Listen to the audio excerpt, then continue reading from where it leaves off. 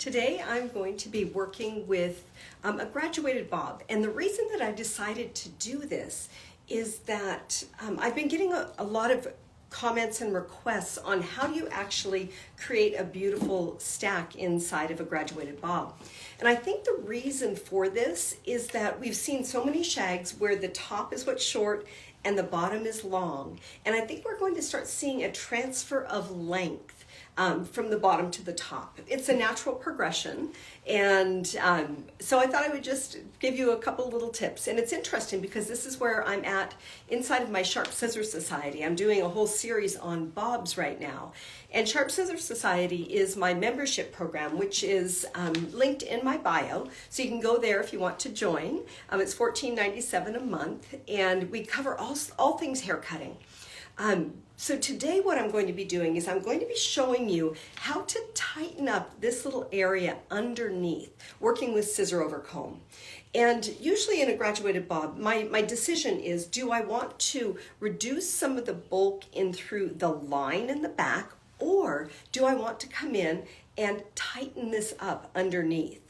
Now, I would love to know if you guys have any questions about a graduated bob. I've got about 10 to 15 minutes before I go live with my Sharp Scissors Society. We're talking layered bobs today on there, but this is where we're going next and how to create this beautiful stacked shape. So it's something that a lot of hairdressers today that are younger may not have had the experience with, because hair has been so different. It's been long, it's been balayaged, and so this might be something that produces a little bit of a challenge and is something you might want to learn. So let's take a look at this.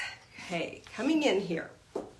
So my graduation inside of this shape was created by taking a vertical parting and then pivoting into diagonals. Now, whenever you pivot your sections, you're going to create more weight. And so that's how you develop the weight on the top. But now we want to take that underneath a little bit shorter. So I'm going to be working scissor over comb, and I'm going to use my 6-inch scissor. And the reason for this, instead of a longer scissors, I'm in a tighter area. So yes, I love the graduated bobs too. They're just a lot different. What's that little piece right there? I'm gonna have to find that. You see so many other things when you're looking at them. Okay, so when I come in, I'm going to be coming in, and you have to angle your comb at your weight. So if I come in and I keep my comb tucked up inside of my bob, I will cut into my weight. And I don't want to do that. I just want to tighten up the area underneath. So coming in, I'm going to work just a small amount of hair at a time, continuing to move. And you can see how my comb is pointed out at where the weight actually is. So just coming in. If I want this to stack up higher, I would need to remove more weight on the top, and then I could bring it up higher. But I want to keep this really nice, strong weight line in here. So just removing this. Now, one thing with a graduated bob that I think is really challenging at the very beginning when you're starting to do them, this is driving me crazy right here, okay, is that many times with bobs, we always think that the bob has to come off of the back hairline. So we're matching it up with this. And in a graduated bob, when it's fully graduated, you expose the hairline. So it actually shows this shape right here. You should have that little bit of, I don't want to say a hole, but it kind of is if you're thinking of a traditional bob. So I'm keeping my comb in line with the weight line that I've created. So just coming in, working scissor over comb, nice and slow, just whittling away a little bit of that weight right there.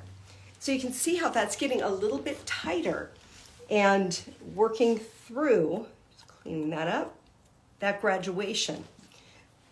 A little bit of a point here, I want to round that. So the hairline actually rounds and then stacks. So I'm going to work over on the side, and you can see the difference right there, how much tighter this right-hand side is than the left-hand side. So coming through, working into that length, keeping my comb pointed out at the weight line as opposed to coming in and pointing it through the interior. You would remove way too much weight that way. I had a stylist message me and say that she's had so many requests for this particular type of a cut. And so I think that it's really timely right now that we're working on bobs. Okay, so coming in, thank you. And I'm using my 6-inch angel blades, and these are, of course, my brand of scissors. And they have the back-weighted scoop handle. They've got the Japanese molybdenum steel, the tension knob. They're just great. I love my scissors. We were just at the Chicago show and had a booth there. Were any of you guys there? Did I get to meet any of you? Let me know if I met you. It was so busy. Oh my gosh. Okay, just coming through. See how I'm just elevating, but I'm never taking that hair above 45-degree elevation. So I'm ending up with this top hair right at 45 degrees. And that's what creates that beautiful wave that you're seeing in that stack. And you can tighten this up as much as you want. Just tipping that out. Okay. I met you there in Sweet Spot Bob. Yes, we did a Sweet Spot Bob class. And this is not necessarily the Sweet Spot Bob, is it? It's up higher. So this is for someone who can wear any length of bob. Coming in. A little bit more there. So what I've done now is I've gone in and I've created a much tighter nape line. Like I could get that little spot right there. And this is just, it's just a graduated bob. It's a classic haircut that will never go out of style. And there were so many different ways to create this haircut. I used a vertical parting into diagonal parting. So I developed weight as I moved around into the front, starting at 45 degrees and ending up almost at 0 degrees in that front area. Now I'm going to be up in Toronto in 2 or 3 weeks, May 15th, however many weeks that is. And I'm doing a new class there. It's called Synergy. And that is at the Cow Academy. And it is the accumulation of like 2 years of work with myself and 5 other members in the team. And we created a new cutting program that takes your modern classics and just kind of gives them a little bit more of a salon-friendly type of look. So you learn a little bit of this technique, a little bit of other techniques. It's going to be absolutely phenomenal. We just completed the first class in New York City, and now I'll be up in Toronto doing that. So if you want to attend that class, I think there are a few spots left. Just go to the Cow Salon Division, Cow Academy in Toronto on their website, and you can sign up for that class. Okay, so now I've created a nice weight line, just really working out to that 45-degree angle. And you can see there, this was a very aggressive line there. So when she tucks that behind her ears, it all will blend and all sits in really nicely right there. Okay, the other side. So once again, this is just cleaning up that hairline and creating a little bit more of a stack inside of my shape that gives a little more aggressive line and a little bit more of that, just that short to long feeling.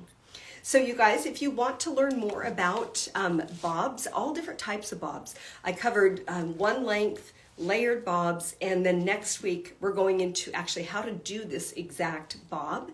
That is on my Sharp Scissor Society, which is linked in my bio. So I need to go now. It was a pleasure talking with you guys. Have a wonderful weekend, and we will see you on the next